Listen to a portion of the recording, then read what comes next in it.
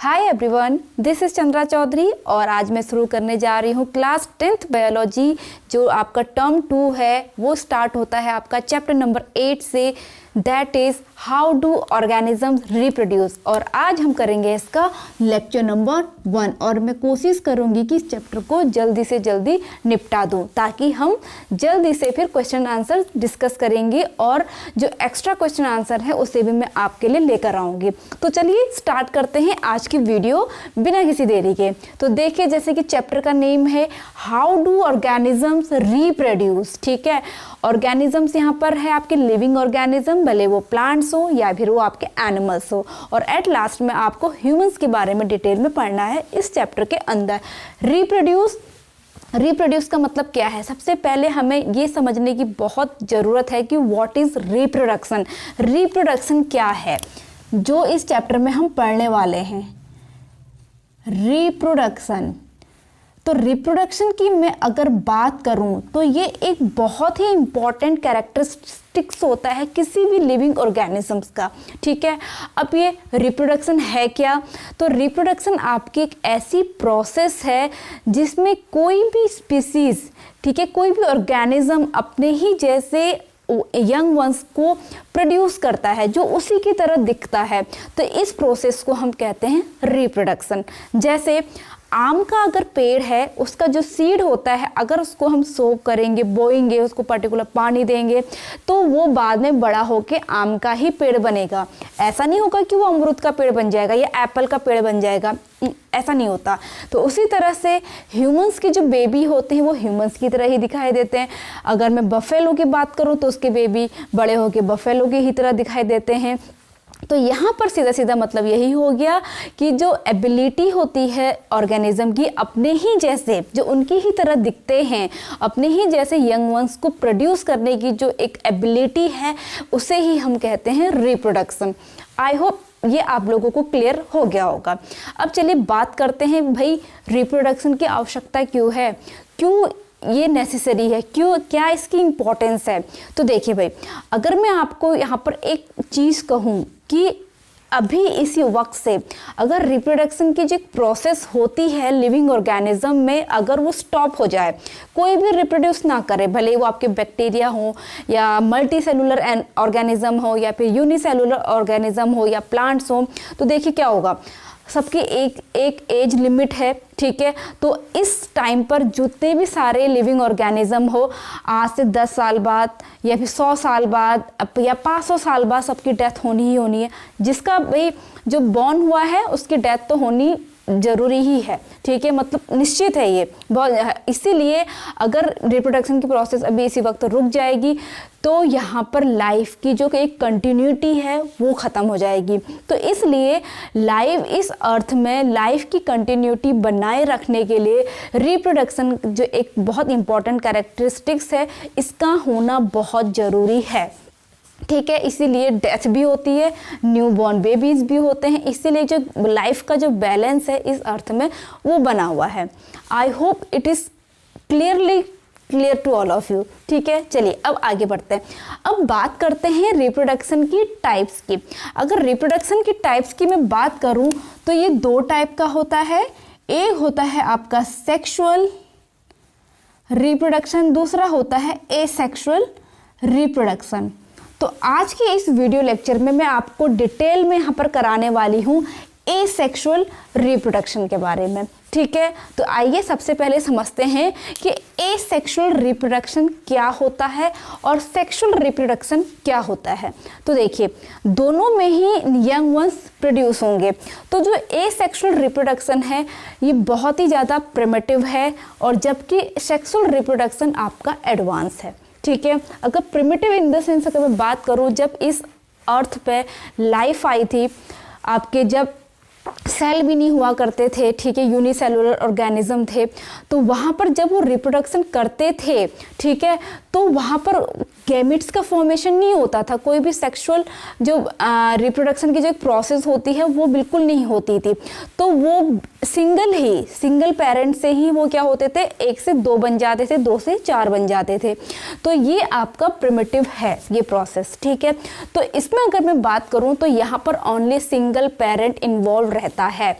तो पहला पॉइंट अगर मैं बात करूं एसेक्सुअल रिप्रोडक्शन की तो क्या होगा, only one parent involve, only एक पेरेंट ही इन्वॉल्व रहता है, ठीक है। मीन्स एक ही सेल होगी या फिर एक ही ऑर्गेनिज्म होगा, उससे ही बहुत सारे ऑर्गेनिज्म का फॉर्मेशन यहाँ पर होगा, ठीक है। नंबर 2, यहाँ पर कोई भी गैमेट का फॉर्मेशन नहीं होगा। अगर गैमेट का भाई फॉर्मेशन नहीं हो रहा है तो फ्यूजन तो होगा ही नहीं। तो देयर आर नो फॉर्मेशन और या and formation and fusion of gametes. यहाँ पर कोई भी गैमेट्स का फॉर्मेशन नहीं होगा और कोई भी यहाँ पर फ्यूजन नहीं होगा। फ्यूजन नहीं होगा तो फर्टिलाइजेशन की प्रोसेस नहीं होगी, जाइगोट का फॉर्मेशन नहीं होगा, ठीक है। थर्ड इम्पॉर्टेंट, यहाँ पर जो भी यंग वंस बनेंगे वो सारे के सारे यंग वंस एग्जैक्टली सेम होंगे और अपने पेरेंट की तरह ही दिखेंगे। तो कैसे होंगे, यंग वंस, जो यंग वंस होंगे वो क्या होंगे, आर आइडेंटिकल होंगे, ठीक है। तो आई होप आपको एसेक्सुअल रिप्रोडक्शन क्लियरली समझ में आ गया होगा। सिंगल पेरेंट इन्वॉल्व है, कोई फॉर्मेशन नहीं है यहाँ पर गैमेट्स का, कोई फ्यूजन नहीं है, कोई फर्टिलाइजेशन की प्रोसेस नहीं है, कोई भी यहाँ पर आपका जाइगोट का फॉर्मेशन नहीं है और यहाँ पर जो यंग आपके वेरिएशन नहीं होगा। देखिए जब यंग वंस आपस में आइडेंटिकल है तो कोई वेरिएशन नहीं होगा। तो हम इस पॉइंट्स को भी लिख सकते हैं। नंबर 4, नो वेरिएशन, बहुत ही रेयरली होगा बट मेजरली यहाँ पर कोई भी वेरिएशन नहीं पाया जाएगा, ठीक है। इसलिए इसके सर्वाइव करने की जो एक क्षमता होती है वो कम होती है और सेक्सुअल रिप्रोडक्शन की ज़्यादा होती है। वो कैसे होती है हम आने वाली नेक्स्ट वीडियो में इसके बारे में अच्छे से समझेंगे। चलिए अब वीडियो में हम आगे बढ़ते हैं। अब आपको ये जैसे कि यहाँ पर एसेक्सुअल रिप्रोडक्शन समझ में आ गया होगा, तो चलिए अब इसके हम टाइप्स के बारे में पढ़ते हैं, मोड्स ऑफ एसेक्सुअल रिप्रोडक्शन के बारे में समझेंगे।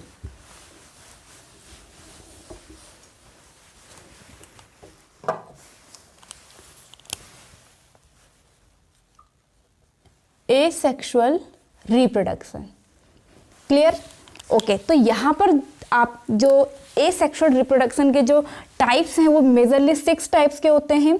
नंबर 1 होता है फिजन, फिजन के बारे में मैं आपको अच्छे से बताऊंगी। नंबर 2 होता है आपका बडिंग। नंबर 3 होता है आपका फ्रेगमेंटेशन,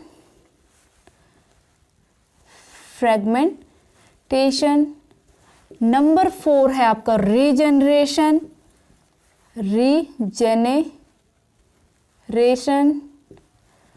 नंबर 5 है आपका स्पोर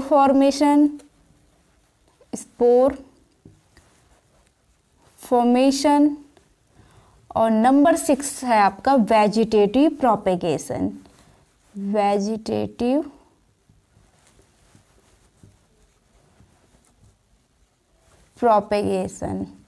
क्लियर। तो ये 6 टाइप्स के आपके मोड्स होते हैं एसेक्सुअल रिप्रोडक्शन के। तो सबसे पहले चलिए हम बात करते हैं यहाँ पर फिजन का, ठीक है। तो सबसे पहले मैं यहाँ पे फिजन यहाँ पर समझाने वाली हूँ। फिजन के आगे मैंने एरो बना दिया है। तो देखिए सबसे पहली बात, जो फिजन होता है वो आपका 2 टाइप्स का होता है। एक होता है बाइनरी फिजन, एक होता है आपका मल्टीपल फिजन, ठीक है। मल्टीपल फिजन, एक होता है बाइनरी फिजन। और मोस्ट इंपॉर्टेंट थिंग, जो आपका फिजन होता है ये मोस्टली यूनिसेलुलर ऑर्गेनिज्म में होता है। किस में होगा, यूनिसेलुलर ऑर्गेनिज्म में, यूनिसेलुलर ऑर्गेनिज्म में होगा। और जैसे कि मैंने कहा ये 2 टाइप्स का है। पहला टाइप है इसका बाइनरी फिजन, बाइनरी फिजन। अब देखिए बाइनरी फिजन में क्या है, ठीक है, बाइनरी फिजन तो देखिए बाइनरी में बाई शब्द लगा है, तो बाइनरी का मतलब 2। दैट मीन्स यहाँ पर अगर हम एग्जाम्पल लें अमीबा का, इसका एग्जाम्पल होता है अमीबा, पैरामीशियम होता है, तो यहाँ पर जो अमीबा है वो एक है, तो उस एक अमीबा से ओनली 2 अमीबा का प्रोडक्शन होगा, ठीक है, तो उसे हम कहेंगे बाइनरी फिजन। तो यहाँ पर होता क्या है एग्जैक्टली, सबसे पहले न्यूक्लियस डिवाइड होता है 2 पार्ट्स में, उसके बाद उसका साइटोप्लाज्म डिवाइड हो जाता है 2 पार्ट्स में, तो इसलिए इसे हम कहते हैं बाइनरी फिजन, ठीक है, समझ में आ गया। तो देखिए सबसे पहले क्या होगा आपका, जो मैंने पहला आपको बताया कि पहले क्या होगा, न्यूक्लियस 2 पार्ट्स में डिवाइड होगा, ठीक है, उसे हम कहते हैं कैरियोकाइनेसिस, ठीक है। उसके बाद जो दूसरा पार्ट होता है साइटोप्लाज्म जो अलग होगा उसे हम कहते हैं साइटोकाइनेसिस। अब देखिए होगा कैसे, तो एग्जाम्पल मैंने कहा क्या है, amoeba, example amoeba, paramecium, paramecium 2 example हैं इसके। तो देखिए मैं अमीबा को आपको बता रही हूँ, तो अमीबा आपने देखा होगा इन जनरल, ये होता है, ये सीडोपोडिया बनाता है आगे को मूव करने के लिए या खाना पकड़ने के लिए, और ये इसका है न्यूक्लियस, ठीक है, तो और यहाँ साइटोप्लाज्म भरा हुआ है। तो सबसे पहले क्या होगा, जो न्यूक्लियस है ये 2 पार्ट्स में डिवाइड होगा, ठीक है, तो यहाँ पर ये क्या करेगा, 2 पार्ट्स में डिवाइड होने की कोशिश करेगा, इस ढंग से देखिए, ठीक है। आफ्टर दैट क्या होगा, यहाँ इस अमीबा के में 2 न्यूक्लियस बन जाएंगे जो एक दूसरे के अपोजिट डायरेक्शन में चले जाएंगे। आफ्टर दैट क्या होगा आपके, जब ये आपके अलग अलग डायरेक्शन में चलेंगे तो यहाँ से साइटोप्लाज्म अलग होना स्टार्ट हो जाएगा। यहाँ तक आपकी प्रोसेस क्या होगी, कैरियोकाइनेसिस हो चुका है, मींस जो न्यूक्लियस है ये 2 पार्ट्स में स्प्लिट हो चुका है। आफ्टर दैट आपका एक अमीबा ये बना, दूसरा अमीबा ये बन गया, तो यहाँ पर आपका हो गया साइटोकाइनेसिस। आई होप आपको ये समझ में आ गया होगा। अब दूसरा हम एग्जाम्पल इसका पढ़ेंगे, जो है दूसरा टाइप जो पढ़ने वाले हैं वो है आपका मल्टीपल फिजन। मल्टीपल फिजन, तो मल्टीपल फिजन में क्या है, जैसे कि बाइनरी फिजन में जैसे कि मैंने कहा एक ऑर्गेनिज्म से आपके 2 बनेंगे, और मल्टी का मतलब मोर देन 2, तो इसमें आपका जो एक ऑर्गेनिज्म है उससे मोर देन 2 बहुत सारे यहाँ पर ऑर्गेनिज्म बन जाते हैं। तो इसका एग्जाम्पल होता है आपका प्लाज्मोडियम, तो इसका एग्जाम्पल होगा प्लाज्मोडियम। आपको एग्जाम्पल लर्न करने बहुत ज़रूरी है, ठीक है, प्लाज्मोडियम। अब यहाँ पर देखो होता क्या है, तो जो प्लाज्मोडियम है ये प्लाज्मोडियम है, ठीक है, तो देखो यहाँ पर सबसे पहली चीज़, जो एसेक्सुअल रिप्रोडक्शन होता है ना वो मेजरली तब होता है जब फेवरेबल कंडीशन होती है और बहुत ज़्यादा अमाउंट में खाना प्रेजेंट होता है, और अनफेवरेबल कंडीशन में ये रिप्रोडक्शन नहीं करता। तो यहाँ पर आपका प्लाज्मोडियम क्या करेगा, अनफेवरेबल कंडीशन में अपने चारों ओर एक लेयर बना लेता है अपने प्रोटेक्शन के लिए। ये लेयर, इस लेयर को हम कहते हैं सिस्ट, क्या बोलेंगे, सिस्ट। अब इसके अंदर क्या है, न्यूक्लियस प्रेजेंट है, ये न्यूक्लियस है, ठीक है, ये आपका न्यूक्लियस हो गया, इसका न्यूक्लियस, ओके। अब क्या होगा, अनफेवरेबल कंडीशन में जो सिस्ट है, सिस्ट के अंदर आपका प्रेजेंट है प्लाज्मोडियम, इसमें एक न्यूक्लियस से बहुत सारे न्यूक्लियस बन चुके हैं, ठीक है, बहुत सारे न्यूक्लियस बन चुके हैं, लेकिन अभी वो रिलीज नहीं हुए हैं जब तक फेवरेबल कंडीशन ना आ जाए। जैसे ही ये आपका कब तक रहेगा, अनफेवरेबल कंडीशन है, ये अनफेवरेबल कंडीशन है ये, ठीक है। जैसे ही फेवरेबल कंडीशन आएगी, फेवरेबल कंडीशन आएगी तो आपके ये जो न्यूक्लियस है वो रिलीज हो जाएंगे, वहाँ पर साइटोकाइनेसिस होगा, मीन्स उसके चारों ओर साइटोप्लाज्म बन जाएगा और सारे के सारे प्लाज्मोडियम जो हैं वो अलग अलग ऐसे करके आ जाएंगे, बहुत सारे बन जाएंगे। ये इतने सारे प्लाज्मोडियम आपके बन गए। तो आई होप आपको मल्टीपल फिजन समझ में आ गया होगा। तो चलिए मैं इसको रफ करने जा रही हूँ, take a screenshot. I hope आप लोगों को अच्छे से समझ में आ गया होगा। तो जैसे कि मैंने बताया, जो फिजन होता है वो आपका यूनिसेलुलर ऑर्गेनिज्म में पाया जाता है और यहाँ पर आपका पहले न्यूक्लियस स्प्लिट होगा, उसके बाद साइटोप्लाज्म अलग होगा, ठीक है, इसे हम फिजन कहेंगे। अब सेकंड है आपका बडिंग। सेकंड हम पढ़ेंगे बडिंग। अब देखिए बडिंग में क्या आएगा। बडिंग का मतलब होता है यहाँ पर पहले स्मॉल बर्ड आएगी। अब बर्ड आई होप सभी को पता होगा क्या होता है, एक इमेच्योर यंग वंस हम इसे कह सकते हैं, जिससे बड़े बड़े ऑर्गेनिज्म बन जाते हैं, ठीक है। तो यहाँ पर देखिए क्या होगा, इसका एग्जाम्पल है हाइड्रा। हाइड्रा इसका एग्जाम्पल है और हाइड्रा का आपने डायग्राम देखा होगा। ये इसके टेंटाकल्स होते हैं और काफ़ी जहरीले होते हैं। ये आपका हाइड्रा है, ठीक है, दिस इज हाइड्रा। और ये इसके क्या है, टेंटाकल्स, टेंटाकल्स, ठीक है। तो देखिए हाइड्रा में सबसे पहले क्या होगा, एक स्मॉल बर्ड ग्रोथ करेगी, ऐसे करके स्मॉल बर्ड आई, देखो ये इसके टेंटाकल्स हैं। उसके बाद ये जो स्मॉल बर्ड है ये लोअर पार्ट में आएगी, ये अपर पार्ट में नहीं आती, उसके लोअर बॉडी पार्ट में आएगी। उसके बाद ये ग्रोथ करती है, थोड़ी बड़ी होगी यहाँ, ठीक है, यहाँ ये बड़ी हो गई है, अब देखो। और एट लास्ट में क्या होगा, ये अपने पेरेंट प्लांट से क्या हो जाएगी, डिटैच्ड हो जाएगी। क्या हो जाएगी, detached.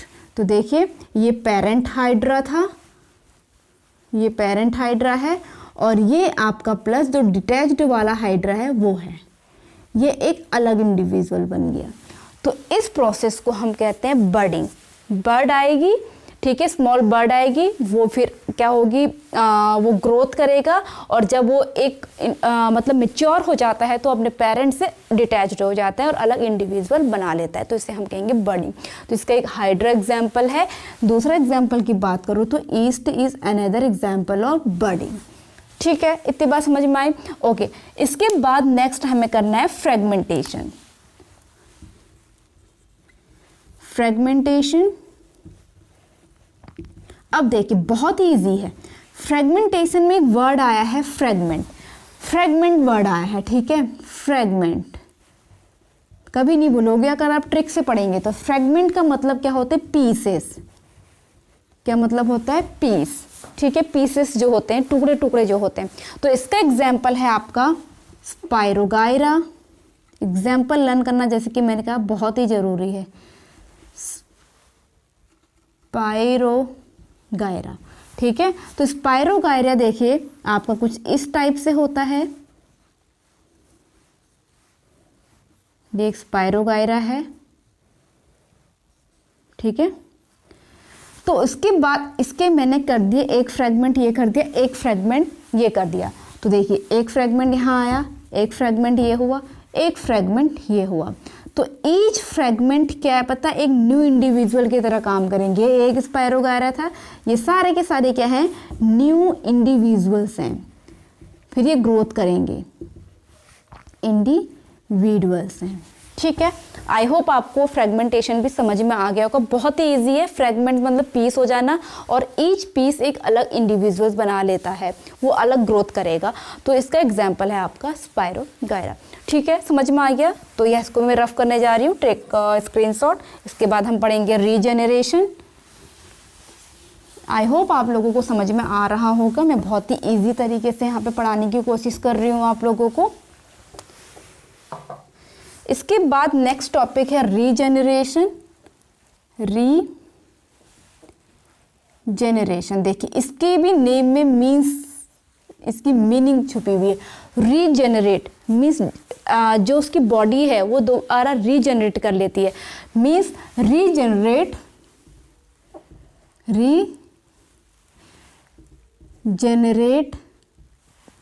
Of lost part.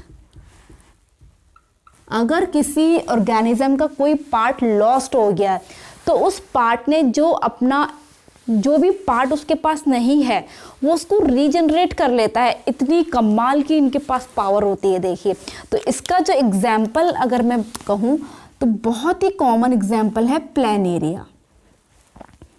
Planaria इतनी जल्दी ये ग्रोथ करता है ना, बहुत ही ज़्यादा। देखिए, प्लेनेरिया का जो प्लेन है, प्लैटीहेलमिन्थिस का एक है, ये मेंबर है प्लैटीहेलमिन्थिस। तो इस टाइप से होता है प्लेनेरिया, बिल्कुल प्लैटी मतलब इनकी कोई बॉडी चपटी होती है, मतलब टाक्रमी भी इसको हम कहते हैं हिंदी में। तो ये आपका प्लेनेरिया है। अब सपोज इस प्लेनेरिया का ये हेड वाला पार्ट है, ये एब्डोमेन है, ये आपका लास्ट वाला पार्ट है। तो यहाँ पर देखिए, एक कट मैंने ये लगा दिया, एक कट मैंने ये लगा दिया, ठीक है। अब आप सोच रहे होंगे भाई हमने जब इसके 2 टुकड़े कर दिए इसकी तो डेथ हो जानी चाहिए, बट नहीं, यहाँ पे कोई डेथ नहीं होती है। यहाँ पर क्या होगा, जो इसका हेड वाला पार्ट है और ये इसका जो एब्डोमेन वाला पार्ट है और ये इसका लास्ट वाला पार्ट है, तो ये अपना एब्डोमेन बना लेगा, लास्ट पार्ट बना लेगा, ये हेड बना लेगा और लास्ट पार्ट बना देगा, ये एब्डोमेन बनाएगा और हेड पार्ट बना देगा। देखो इतनी कमाल की पावर है। तो इस एक प्लेनेरिया से कितने प्लेनेरिया बन गए, 3 प्लेनेरिया बन गए। तो this is the power of regeneration, ठीक है। अब यहाँ पर एक और इम्पोर्टेंट, हाइड्रा। हाइड्रा भी इसी के अंदर आता है। कभी कभी क्वेश्चन ये पूछा जाता है कि कोई ऐसा एक ऑर्गेनिज्म बताइए जिसमें बडिंग और रीजनरेशन दोनों होती है।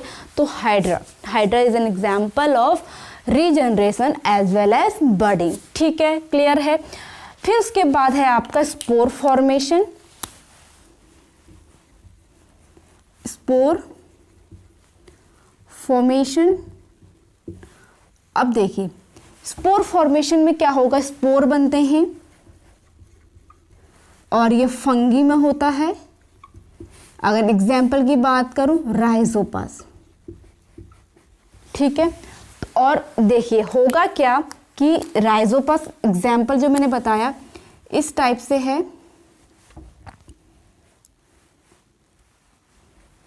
थ्रेड लाइक स्ट्रक्चर होता है, जो उसे हम कहते हैं हाइफी। क्या कहेंगे, हाइफी, ठीक है, हाइफी कहते हैं।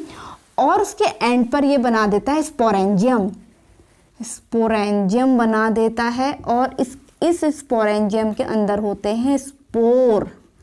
जैसे ही फेवरेबल कंडीशन आती है, फेवरेबल कंडीशन आएंगी, ये स्पोर क्या हो जाएंगे, ऐसे करके यहाँ पे मैं बिखेर रही हूँ, स्पोर आ गए और इन्होंने क्या बना दिया, न्यू फंगी बना दिया, न्यू राइजोपस बना दिया। तो ये आपका है स्पोर फॉर्मेशन। बहुत ही ज़्यादा ये थ्रेड लाइक स्ट्रक्चर है राइजोपस, जिसको हम हाइफी कहते हैं। और इसके टॉप में क्या बन जाएंगे, स्पोरेंजियम बन जाएंगे। और स्पोरेंजियम के अंदर होते हैं स्पोर। अनफेवरेबल कंडीशन में बनेगा ये सब। जैसे ही फेवरेबल कंडीशन हो जाएगी तो स्पोर क्या हो जाएंगे, ये क्या हो जाएगा, बर्स्ट हो जाएगा, ठीक है, बर्स्ट हो जाएगा, स्पोर फैल जाएंगे और जहाँ पे भी गिरेंगे न्यू राइजोपस का फॉर्मेशन कर देंगे, ठीक है। आई होप आपको स्पोर फॉर्मेशन भी क्लियर हो गया होगा। तो चलिए आगे बढ़ते हैं।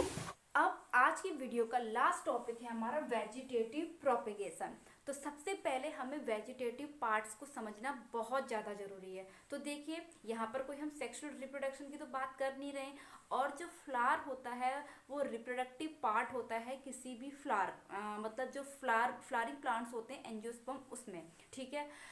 अब देखिए फ्लावर को छोड़ करके अगर प्लांट के किसी भी पार्ट से न्यू प्लांट का फॉर्मेशन हम कर सकते हैं तो उसे हम कहते हैं वेजिटेटिव प्रोपेगेशन, या और उस पार्ट को हम क्या कहते हैं, वेजिटेटिव पार्ट कहते हैं। तो वेजिटेटिव पार्ट की अगर मैं बात करूँ तो मेजरली ये होते हैं रूट्स, अगर हम रूट से फॉर्मेशन कर रहे हैं, या फिर स्टेम, या फिर आपकी होती है लीफ, ठीक है। तो ये होते हैं वेजिटेटिव पार्ट, और इनसे अगर न्यू प्लांट्स का फॉर्मेशन हो रहा है, खुद ही हो रहा है, उसमें हमारा कोई भी इन्वॉल्वमेंट नहीं है, तो वो होगा नेचुरल। तो इस वजह से आपका जो वेजिटेटिव प्रोपेगेशन है ये 2 टाइप्स का होता है। एक होता है नेचुरल और दूसरा होता है आर्टिफिशियल। आर्टिफिशियल होता है, ठीक है। अब देखिए नेचुरल में आपके मीन्स अगर प्लांट आपका रूट से हो रहा है, अगर प्लांट आपका स्टेम से हो रहा है, और प्लांट अगर आपका लीफ से हो रहा है खुद ही, तो उसे हम कहते हैं नेचुरल प्रोपेगेशन। अब देखिए रूट से किस चीज़ का फॉर्मेशन होगा, आपने देखा होगा कभी कभी कि कुछ चीज़ें हम अगर काट देते हैं, जैसे कि आपके जो शुगर केन है, एग्जाम्पल की अगर मैं बात करूँ, शुगर केन की आपने देखा होगा रूट्स को कट कर दिया, स्टेम काट के अलग कर दिया जाता है और रूट ही रूट रह जाता है, लेकिन नेक्स्ट ईयर हम देखते हैं उस रूट के बलबूते पे ही पूरा शुगर केन दोबारा आ जाता है। तो वो क्या है, आपका रूट्स के द्वारा उसमें फॉर्मेशन हो रहा है। दूसरा है आपका स्टेम जैसे आपका क्या होता है, रोज होता है। रोज आपके किससे होगा, स्टेम से से नया हम फ्लावर बना लेते हैं, स्टेम हमने किया और वहां से दूसरे उसमें लगाया तो आपका न्यू फॉर्मेशन हो जाएगा। और लीफ की अगर मैं बात करूं तो ब्रायोफिल्लम एक लीफ होती है, ब्रायोफिल्लम। अब देखिए यहाँ पर थोड़ा सा आप लोग मेरी बातों से कंफ्यूज हो रहे होंगे, यहाँ पर मैं नेचुरल में थोड़ा बहुत रोज मैंने डाल दिया है, लेकिन अब देखिए अगर इनका फॉर्मेशन खुद ही हो रहा है तब वो नेचुरल के अंदर आएगा, लेकिन हम पर्टिकुलर तोड़ करके किसी और जगह लगा रहे तो वो आर्टिफिशियल के अंदर आएगा। इस बात में डिफरेंस है, इस बात को आप लोग समझिएगा, ठीक है। तो आर्टिफिशियल की अगर मैं बात करूं तो ये आपके अगेन 3 टाइप्स में हम पढ़ेंगे। एक है आपकी कटिंग। अब देखिए अब इसी कटिंग में अगर मैं रोज का एग्जाम्पल दूं तो वो आपका आर्टिफिशियल है, लेकिन जंगल में हो सकता है कि रोज आपका खुद ही टूट जाए या किसी भी प्लांट का कोई पार्ट स्टेम टूट जाए, ठीक है, वो दूसरी जगह जाए तो वहां पर सॉइल के कांटेक्ट में आए, उसमें रूट्स आए, न्यू प्लांट बना दिया, तो खुद ही हो रहा है तो वो नेचुरल है, लेकिन हम करेंगे तो आर्टिफिशियल है। तो इस बात में डिफरेंस है। तो कटिंग है, दूसरा है लेयरिंग। देखिए लेयरिंग में क्या होता है, लेयरिंग में आपकी जैसे कोई ये प्लांट है, यहाँ पर मैं बता रही हूँ आप लोगों को, ये कोई प्लांट है, ये कोई उसकी एक ब्रांच है, ठीक है।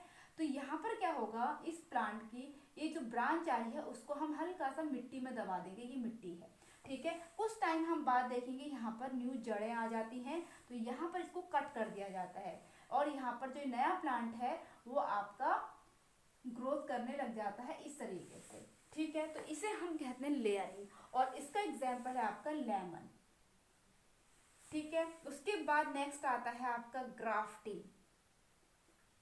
ग्राफ्टिंग में देखिए क्या होगा, ग्राफ्टिंग में क्या होता है कि 2 प्लांट्स को चूज कर लिया जाता है, एक और से कट कर लिया जाता है, ठीक है। एक जो रूट वाला पार्ट होता है उसको हम कहते हैं स्टॉक।